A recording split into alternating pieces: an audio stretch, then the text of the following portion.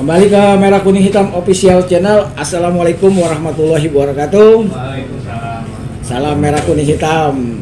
Kali ini kita kedatangan tamu yang memang punya histori yang luar biasa nih. Beliau salah satu dari generasi atau putra Bapak pendiri Poncol.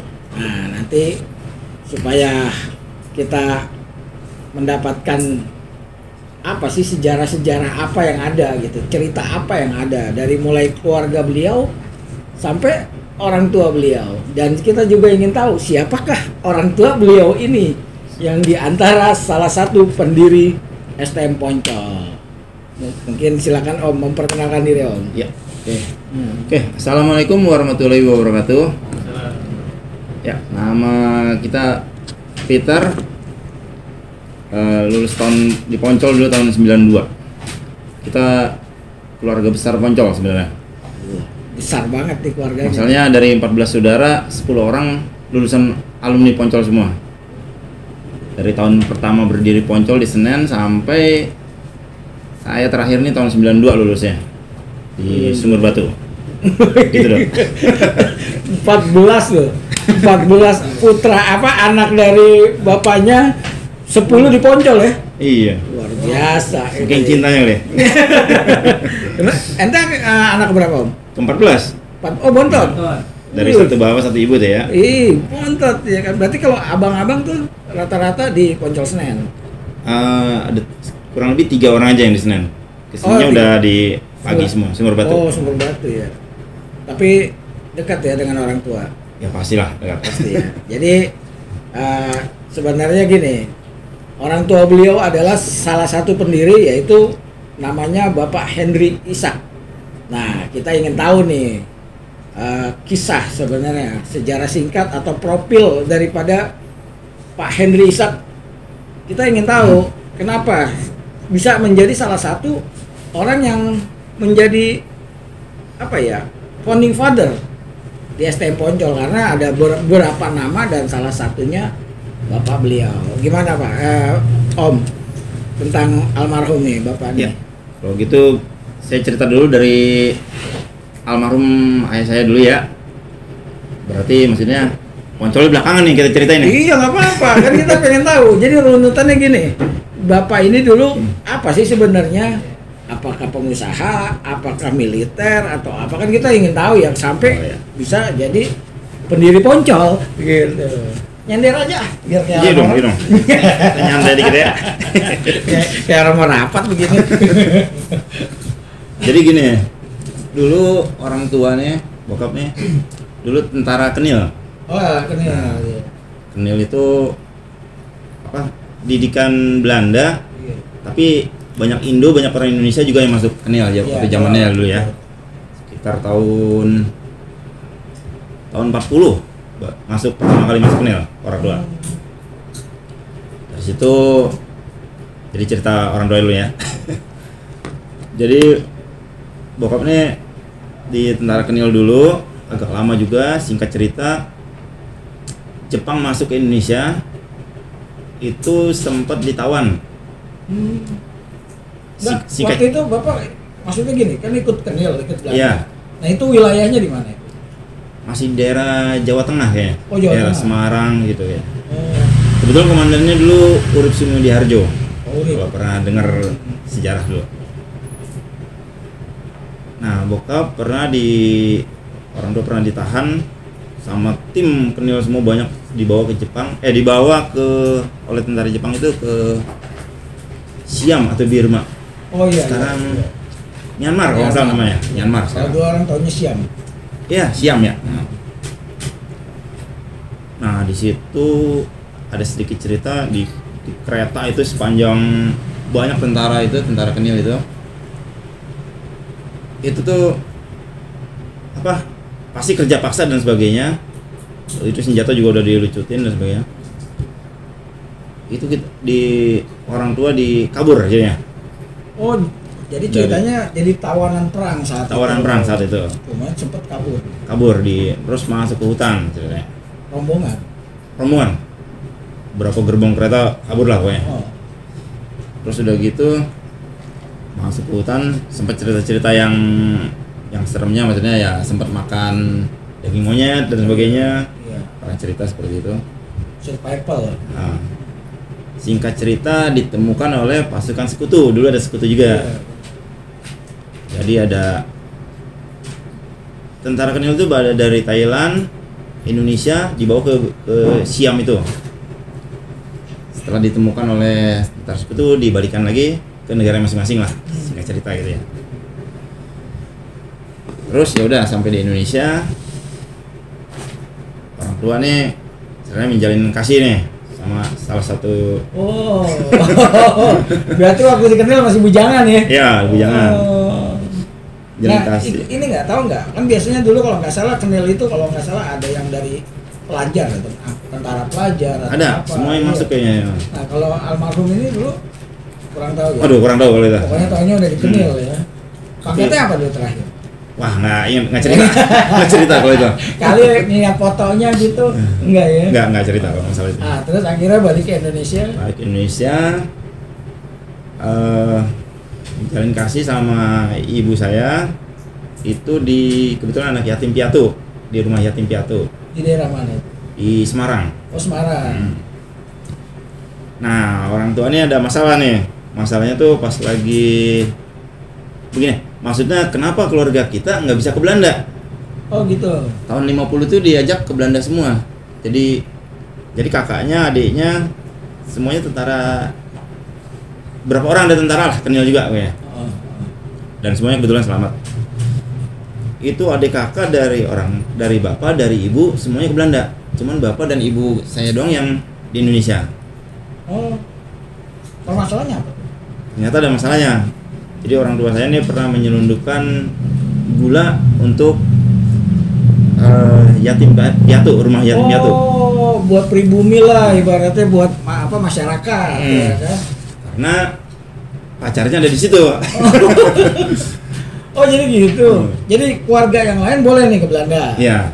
Nah, sementara orang tua karena tadi ada kasus Ada kasus. penyelundupan itu Jadi nggak bisa. dianggap Blacklist dianggap jadinya gitu. Blacklist lah dianggapnya- jadinya. Iya, betul. Masa sekarang mah Iya, Hmm. benar-benar. Itu nggak tahu katanya 2 truk katanya. Waktu itu agak susah memang buat masuk ke rumah yatim piatu itu untuk apa? Gula atau sembako dan sebagainya gitu ya. Tapi keluarga yang lain terus semua bisa itu. Semuanya berangkat setelah tahun 50-an. 50 ke atas seperti di Cici lah, ada 2 orang, 3 orang pada berangkat semua. Nah, gini. Kan tadi cerita ketemu dengan ya istilahnya mamah tercinta lah ya. Iya. Berarti kan ditahan itu kan nggak mungkin sebentar, terus tahun 2 tahun. Oh, iya. Berarti ke Indonesia ini itu tahun berapa kira-kira? Nah, itu nggak ada ceritanya, nggak ada cerita. Oh, nggak paham. Nah. Putus cerita nih dia. Udah cerita. Udah cerita kalau balik lagi kapan Oh, gitu nggak tahu. oh. Nah, akhirnya sekitar mau akhir 50-an, Ya. yang lainnya ke Belanda, orang tua enggak. Jadi Indonesia kan merdeka dulu nih. Ya.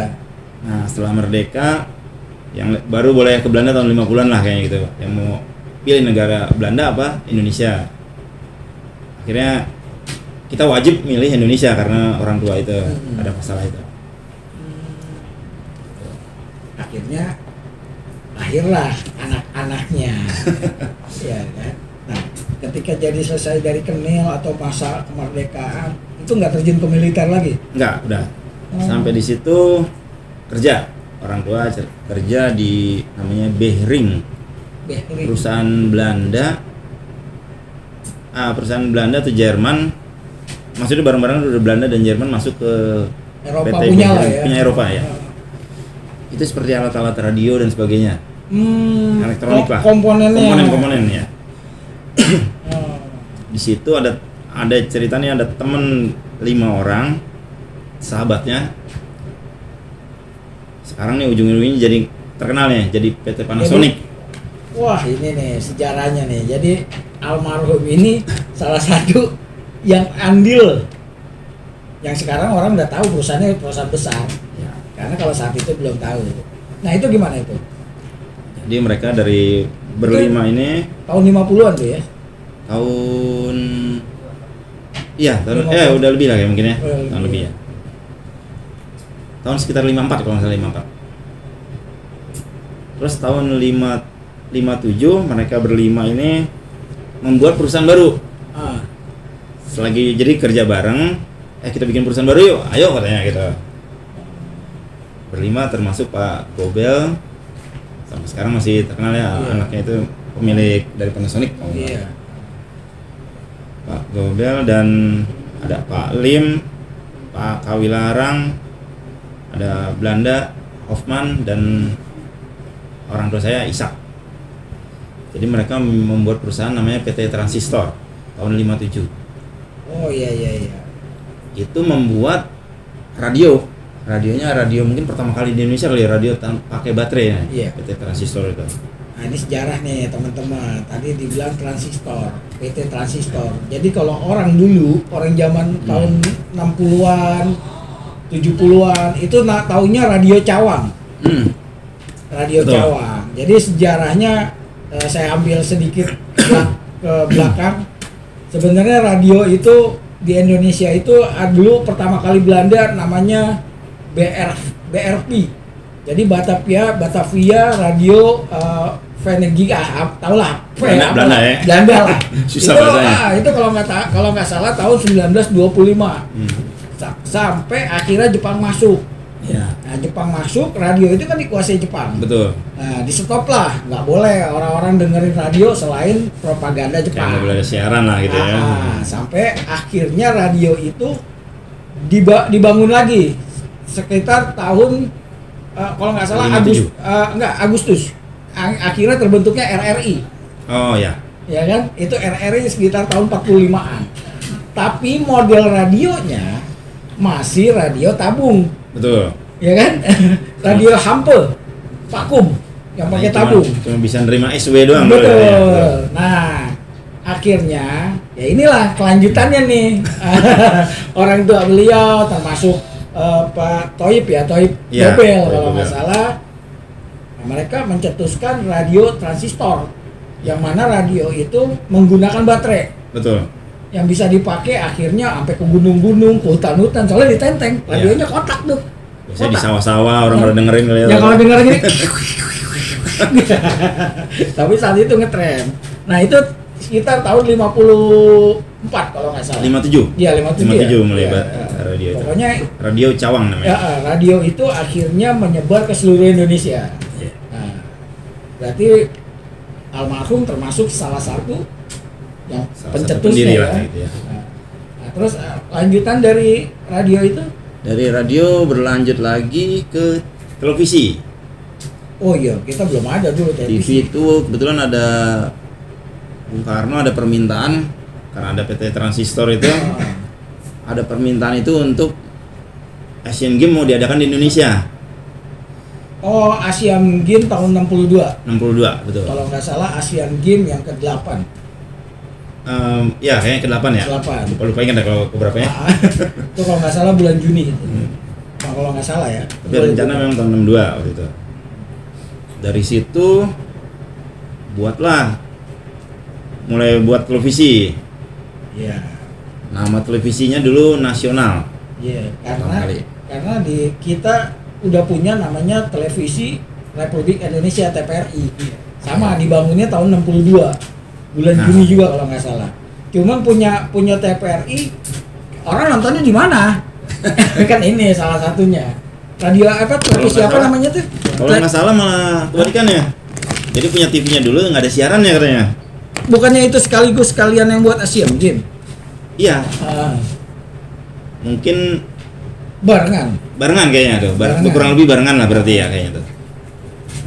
Nah, mulai diproduksi TV.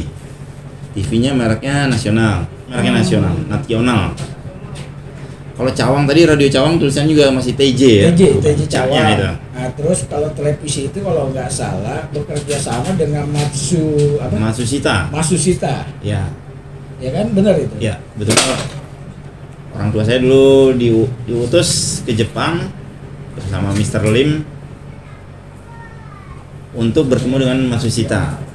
Matsushita itu kayaknya zaman dulu mungkin konglomeratnya Jepang ya, pengusaha Jepang di elektronik ya. bidang elektronik. Elektrik apalah Jepang pokoknya gitu.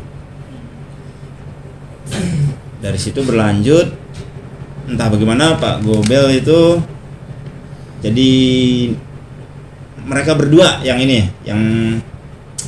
mereka berdua dengan Mas Susita itu membuat perundingan atau kontrak kerja atau gimana, saya kurang ngerti deh pokoknya itu ya. Akhirnya keempat temannya ini saya masih kurang paham ya, apakah di seperti dipaksa beli sahamnya, dijual sahamnya atau bagaimana, saya kurang ngerti. Akhirnya mereka berempat berpisah pokoknya. Karena yang saya pernah baca, jadi televisi itu pertama atau tadi apa, Matsushita ya? Ya. Matsushita dengan TV tabung yang memang hitam putih kan? Ya betul, masih hitam putih dulu. Dan memang belum semua punya. Tapi menjelang era 70 kalau nggak salah itu baru namanya menjadi nasional gitu. Ya, benar ya, benar apa enggak tuh? Iya. Seingatan saya sih seperti itu. Jadi mulai televisi dari tahun 62 sampai tahun 70. Oh iya. Itu masih Matsushita. Bukan, Matsushita belakangan malah justru. Bukannya baru nasional itu sekitar tahun 70 bukan? Tahunnya agak lupa ingat nih. Tapi mulai ada TV itu tahun 62 pokoknya. 62, pas barengan Asian dengan Games. Asian Games. Dan informasi juga nih. Jadi TV pertama kali produksi itu yang diberikan infonya orang tua saya. Pertama kali ada Bapak Henry Isak yang menerima langsung ya. Pertama kali. Keduanya ibu dari istri Bung Karno. Kebetulan ya di fotonya sih berjajar lah, ibu saya, ibu Fatmawati ya, kalau nggak salah dulu pas saat itu. Fatmawati ya? Fatmawati. Oh ya, Fatmawati. Nah itu ada fotonya berjajar pokoknya di situ sama istrinya dari suami istri dari Gobel juga, pokoknya pada kumpul. Entah bagaimana itu TV pertama karena diserahkan ke orang tua saya. Mungkin seperti perwakilan dari pemilik perusahaannya, siapa yang terima duluan lah, mungkin gitu. Baru untuk diproduksi massal ya. Baru ke istri presiden gitu. Udah berlanjut dari situ. Mereka sebentar sebelum keluar berempat ini, mereka masih membuat lagi namanya PT Padi Traktor. Oh, Padi Traktor. Jadi padi itu kan lagi kayaknya udah mulai peralihan ke Soeharto ya kayak. Oh, Orde Baru ya. Pertanian kan lagi dikembangkan kayaknya. Swasembada pangan. Nah, ya. Jadi bikin inovasi baru dengan alat. Gimana bikin traktor gitu. Orang tua saya dan berlima itu bikin lagi traktor. Dan itu lumayan berjalan sekitar setahun apa 2 tahun. Tapi karena zaman dulu kayaknya petani itu belum familiar lah sama teknologi ya. Teknologi. Masih lebih seneng nyangkul. Tapi merupakan sejarah juga ya, maksudnya mesin berbentuk traktor gitu pertama kali juga itu. Iya loh, di era tahun 70-an lagi. Udah canggih ya kan. Ya cuman itu sayangnya kurang laku lah hitungannya belakangan jadinya ya. Oh, nggak berlanjut ya? Itu redup sendiri akhirnya. Di samping itu orang tua saya sempat di tahun 60-an itu di luar dari mereka berlima ini bukan cerita tinggi, cuman cerita kenyataan aja ya. Dari orang tua dulu itu punya galian pasir di, kalau kata kakak saya yang paling kedua ya udah berumur juga ya, udah 70 berapa, itu punya galian pasir di daerah Rawakucing, Tangerang. Rawakucing termasuk galian pasir yang lumayan besar lah di sana saat itu ya, apalagi zaman dulu rumah belum banyak. Ternyata karena kebutuhan dari Asian Games ini harus punya lapangan, stadion dan sebagainya, dibangunlah kalau sekarang namanya Gelora Bung Karno ya. Oh, jadi maksudnya galian pasir itu untuk pembangunan istora? Iya. Jadi galian pasir itu seperti dikontrak atau apa, pokoknya surplus ke situ terus lah pokoknya. Iya. Pokoknya nih harus kirim ke situ pokoknya. Supply ke situ terus pokoknya. Ya, salah satunya, tapi yang mungkin dari tempat-tempat lain juga ada lah gitu ya. Tapi salah satu yang terbesarnya dari yang punya orang tua itu. Tapi dengan cerita ini saya baru tahu loh, ada Rawakucing. Saya juga baru dengar sih. Rawakucing. Daerah Tangerang katanya itu. Nah dari situ orang tua lumayan tuh, keadaan ekonomi naik juga. Cuman sayang di tempat lain naik, di perusahaan sendiri malah lepas. Sekarang PT Nasional itu berubah jadi PT Panasonic yang sampai sekarang masih ada ya. Iya, Panasonic. Itu Pak yang tinggal di saat ini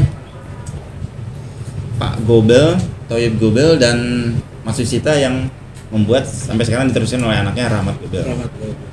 Sebagai komisaris utamanya mungkin ya. Tapi kan sebenarnya gini, kalau dilihat historinya antara Radio Cawang, terus tadi ke televisi Matsusita, terus lari ke nasional, ini jaraknya nggak terlalu jauh nih. Betul, dekat-dekat semua sih. Tapi ketika lari ke Panasonic sebenarnya kan jauh. Kalau nggak salah Panasonic itu sekitar tahun 80-an. Berarti enggak, masih bawah juga sih kayaknya. Oh ya, Enggak, sebelumnya Nasional itu udah karena berempat itu udah keluar, PT Nasional itu bertambah lagi PT Nasional Gobel jadinya. Ada tambahan Gobel jadinya malah. Iya. Dulu itu. Nah itu Udah milik pribadi, orang tua udah nggak ikut itu. Oh. Berarti Bapak ketika dari udah nama Nasional Gobel udah nggak di situ ya? Iya betul. Kalau dapat info dulu kayak apa ya, pesangon atau jual sahamnya itu dapat 7 juta zaman dulu itu. Wah, 7 jutanya zaman dulu. Gede lah tahun. Segini. Gini nih. Sekarang M kali jangan nih. mungkin. Iya, 7 juta zaman dulu. 7 juta itu orang tua lagi membeli satu bukit di daerah Pasir Angin, Bogor. Itu benar-benar satu bukit 130 hektar. Ternyata bukan beli, katanya kontrak. Kontraknya itu tapi puluhan tahun ya, 30 tahun kalau nggak salah. Hak guna pakai. Hak guna pakai ya. Iya. Nah, itu juga bermasalah sedikit. Bermasalahnya setelah membeli bukit itu atau mengontrak bukit itu dari PT, ternyata bandel nih. Dia kontrakin lagi sama. Waduh. Itu salah satu yang punya lah salah satu dia. Nah, nanti ada hubungan sama Poncol nih. Udah begitu, jadi kan jadi berseteru nih. Iya, sengketa. Nah, ini jadi sengketa lahan nih. Ini lahan kita gitu. Itu rencana membuat apa itu? Kalau orang tua saya dulu sempat sekitar 2 tahun untuk Ulet Sutra. Ulet Sutra. Ulet, Ya. ulet. Oh. Kalau uletnya itu, Pompong. ya betul. Apa ya namanya kalau bukan kepompong, kalau popon ya kalau nggak salah namanya. Iya, pokoknya uletnya itu yang bleget-bleget tuh. Jadi bikin rumah ulet, kandang ulet lah gitu ya. Kebun yang luas ini ditanamin pohon murbei untuk makanannya, daun murbei. Nah karena bersengketa itu sempat dibakar dan sebagainya lah, diganti oleh pohon pinus. Tapi kita masih tetap tinggal di situ dan usaha Sutra itu gagal total lah gitu. Iya. Kurang lebih berjalan setahun apa 2 tahun aja itu. Gak berjalan deh. Nggak berjalan. Cuman orang kampung di sekitar situ itu terbantu. Sekitar ada 200 pekerja waktu itu saat itu, zaman dulu itu, dari orang tua. Iya, memakai warga tempat ya. Iya, untuk panennya, untuk pembersihan lahannya, dan seperti itu. Nah, suatu saat bersengketa itu, ya, jadi ada hubungan dengan Poncol nih sebenarnya, karena ada sengketa itu pernah sekali sekitar tahun berapa ya? Tapi ini belum berjalan ke cerita Poncol nih. Coba kita loncat dulu sedikit ya. Iya. Gak apa-apa ya, karena ada hubungan dengan tanah nih. Karena ada berhubungan dengan gunung nih, bukit-bukit.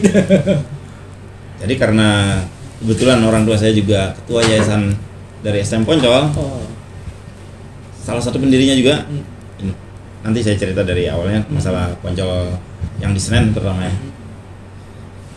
Itu ada menduduki Jakarta dengan murid-murid STM Poncol. Poncol siang semua berarti itu. Sekarang Poncol siang. Kalau dulu mungkin ada paginya, ada siangnya, saya nggak tahu dah, nggak ngerti. Itu tahun berapa sekitar dudukin itu sekitar 150 orang apa ya. Ngerahin pelajar. Pelajar dulu. Zaman dulu belum ada basis loh. Tapi kan barat-baratnya udah ada kayaknya. Coba belum mendek masih jalan kaki. Oh jadi dikerahin ke? Iya. Ya mungkin usulan dari Pak Kundrat atau Pak Kris Banu. Udah pakai coba nih buat keadaan fisik aja. Bahwa kita juga kuat nih buat jaga tanah di sana. Kita gitu. juga punya masa gitu kan, gitu ibaratnya zaman itu gitu. Kalau dia punya uang, kita punya masa gitu. Oke, untuk cerita orang tua sih itu aja sih, buat cerita yang sedikit kelam dari orang tua saya ini. Bukan kelam ya, karena sifatnya dulu tentara Kenil. Itu berhubungannya sama Jepang, itu memang ada cerita minusnya ada, yaitu orang tua saya pernah bunuh 11 orang tentara Jepang. Iya. Masih zaman perang itu. Iya, memang keadaan yang harus membuat daripada kita mati, mendingan mereka yang mati gitu kan. Orang tua saya cerita dia 10 orang itu dengan tembakan, 1 orang dengan bayonet. Nah, tadi kan gini, maksudnya gini, berarti kan tinggal di bukit itu sebenarnya untuk memanfaatkan bukit dan tinggal di situ lama sebenarnya. Lama, sampai tahun 2002 itu masih di situ. Lama ya berarti. Lama sekali. Dan dimanfaatkan benar-benar ya maksudnya. Untuk kegiatan, untuk apa gitu. Iya, kegiatannya kadang-kadang kegiatan Islam Poncol juga. Wah, akhirnya. Poncol juga tuh. Buat maprasnya. Nah ini gini nih, seru nih. Jadi dari militer atau dari tentara sampai akhirnya masuk ke dunia industri ya kan, sampai usaha lagi. Nah ini kok bisa ke Poncol, gimana ceritanya nih? Tahu nggak sejarahnya abang ya? Mungkin ya abang Peter pernah dengar dari keluarga atau apa. Sebenarnya kan ada Poncol Senen, ada Dwi Kora. Nah kita pengen sejarah singkat ya, Sumber Batu, pengen sejarah singkatnya nih.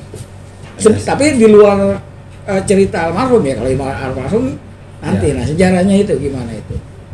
Jadi sejarahnya berdirinya Poncol ini awalnya itu kebetulan pas zamannya peralihan ya mungkin ya, peralihan kekuasaan dari Orde Lama ke Orde Baru. Orde Lama Orde Baru. Itu Poncol itu berdiri tahun 65-an kurang lebih. 63, 65 itu lulusan pertama. Oh 63 berarti. Jadi 63 itu angkatan pertama lah katanya. Nah, di tahun itu Poncol ini bisa berdiri ini karena ada hubungannya dengan dari PT TV tadi itu. Jadi kakak saya yang paling tua sekolahnya di ST Kramat. ST Kramat itu setaraf dengan SMP. SMP betul. Dan guru-gurunya atau kepala sekolahnya saya kurang tahu ini. Itu Pak Kris Banu salah satunya di situ. Nah, terjadilah hubungan akrab orang tua saya dengan Pak Kris Banu. Terus karena ada pergolakan, ada nuansa politik atau dan sekolah STM Poncol yang di Legend Suprapto itu bernuansa Chinese. Dan memang era itu lagi hot dah. Lagi hot-hotnya. Mungkin seperti ada arah ke PKI.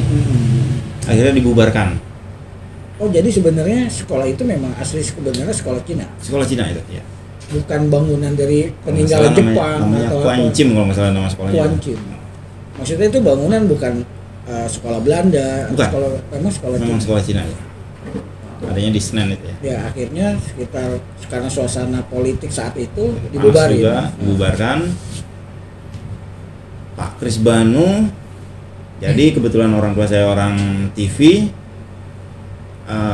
Gimana nih caranya untuk bikin sekolah gitu. Nah, ini antara seorang pengajar ya kan dengan seorang manajemen nih. Nah, gitu ya.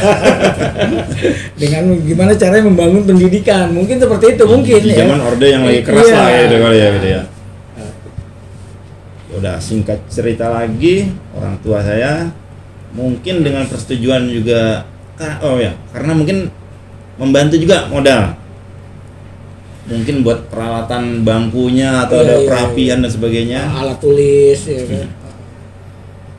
Itu membantu dengan 500.000 waktu itu. 500 ribunya zaman dulu. Segini. Tahun 63-an. Gini. Info dari kakak saya 500.000 dulu katanya membantu. Iya, jadi ibaratnya gini, almarhum Bapak Hendrik Ishak ini berkolaborasi ya dengan Perkris Banu dengan menggelontorkan dana. Ya. Nah, Perkris Banu mungkin dengan manajemen pendidikannya, Ya. mungkin seperti itu ya. Dan kebetulan ST Keramat itu murid-muridnya juga walaupun SMP tapi udah ikut-ikut demo juga tuh. Iya, ada KAPI apa? Iya, kami. Kami ada Iya. KAPI-nya ada 1P, 2P Iya, kalau nggak salah gitu ya. Kami ya benar. Aktif juga akhirnya sekolah yang di Senen itu sekolah kebanggaan kita sekarang lah mungkin ya. Itu bisa ke tangan jadi STM Poncol saat ini. Berarti maksudnya gitu. Jadi di era 60 pertengahan gejolak politik. Nah, kesempatan itu diambil untuk cuman diambil alih ke pendidikan pribumi sebenarnya Iya. masyarakat sekitar lah gitu. Intinya seperti itu ya. Iya betul. Berapa orang itu kira-kira waktu itu selain Nah, Bapak Hendrik Ishak, Pak Kris Banu? kalau yang saya dengar cerita ini masih ingat ini cuman ada 3. Ah. Tapi mungkin lebih. Ah. Mungkin lebih ya. Tapi yang saya ingat 3. Pak Kris Banu, orang tua saya Hendri Ishak, dan satu lagi Jenderal Soekarno. Jenderal Soekarno. Nah, bukan Pak Bukan, Presiden beda, ya, bukan. beda. Jenderal Soekarno. Saya juga belum tahu apa masih ada apa gimana, saya nggak ngerti lagi, belum putus ya, hubungannya nih, nggak tahu cerita kemana. Ya terusnya bisa mendirikan sekolah STM Poncol itu. Nah, itu berarti kalau tadi dibilang angkatan lulusan pertama angkatan 65, itu kira-kira muridnya berapa orang itu tahun segitu? Waduh, itu belum tahu ya. Belum tahu muridnya berapa itu. Karena saya pernah mendapat informasi bahwa angkatan pertama itu ada 12 orang. Itu benar ya? Dapat cerita? Ini belum tahu kalau itu. Oh. Nggak dapat cerita kalau masalah itu. Berarti zaman dulu sekolah di STM, sekolah itu udah tinggi banget ya. Udah hebat banget. Tapi ada angkatan yang spesial. Saya bilang angkatan spesial. Angkatan 66 katanya.